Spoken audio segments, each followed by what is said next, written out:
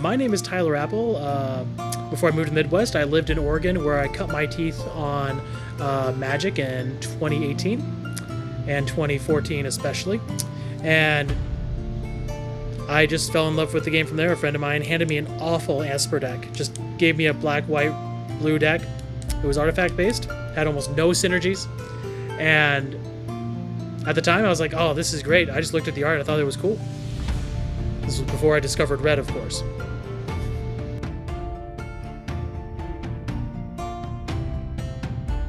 So, I am a huge fan of competition. I used to be a big 40K player, played in like big events. I traveled to Seattle regularly to participate in conventions and to qualify for bigger and bigger tournaments. But once the realization that the company that owns 40K decided that they didn't want to keep it a competitive game, I realized, well, if you don't want to keep a competitive game, that's fine, but I need that competitive outlet. And Magic was a really great segue because it gave me all these cool, fantastical creatures.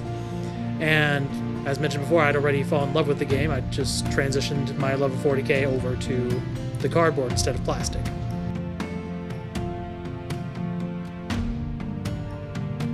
Competitive experience.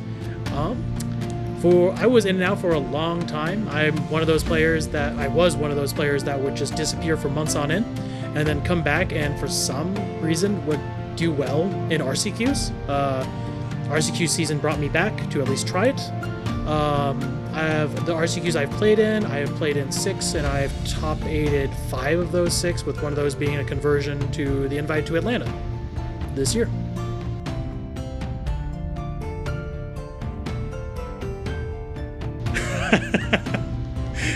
Anyone who knows me is going to just roll their eyes at this. My preferred archetype is, honestly, Tempo. I love Tempo decks. It can take the form of anything, but you'll notice if you are someone who watches our videos, I love decks where I get to play on both turns. And if I get to do that, then I enjoy playing that deck, although for a long time I chose mono red as that choice because red is the most flexible color, not just the most aggressive color.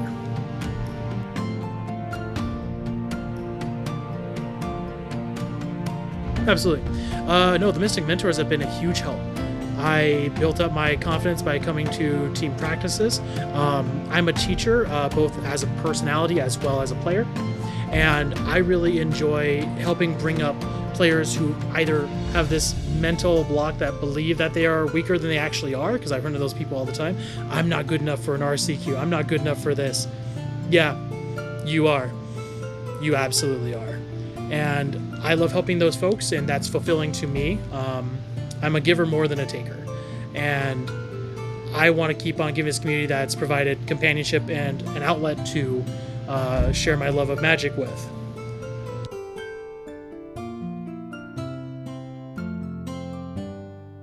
Oh man, competing has just allowed me to overcome certain struggles I've had as a player internally. For a long time, I was the player who didn't think he was good enough. People would tell me I'm good or I'm a capable player. I just never believed them.